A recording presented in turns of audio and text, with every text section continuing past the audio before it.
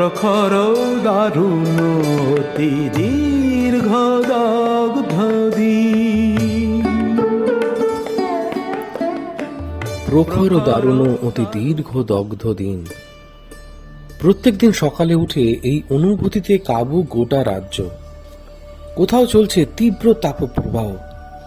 ঘরের ভিতরে থেকে অসুস্থ হয়ে পড়ছেন মানুষজন। জল শূন্যতায় ডেকে আনছেন বিপদ। এ সময় শরীরের জলের যোগান বজায় রাখা অত্যন্ত জরুরি।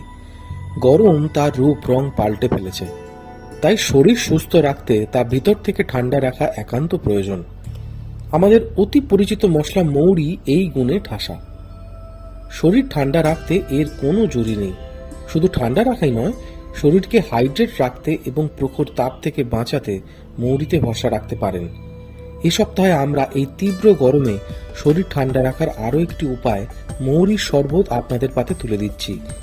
এটি তৈরি করে কাঁচের বয়ামেও রেখে দিতে পারেন, নষ্ট হয় না। প্রয়োজনে ঝটপট ঠান্ডা জলে গুলে বা দুধে গুলে খেয়ে নিলে শরীর নিমেষে চাঙ্গা হয়ে উঠবে। এই গ্রীষ্মে যতটা সম্ভব ছায়ায় থাকুন, সুস্থ থাকুন, আর দেখতে থাকুন মাছ, মিষ্টি আর মোর।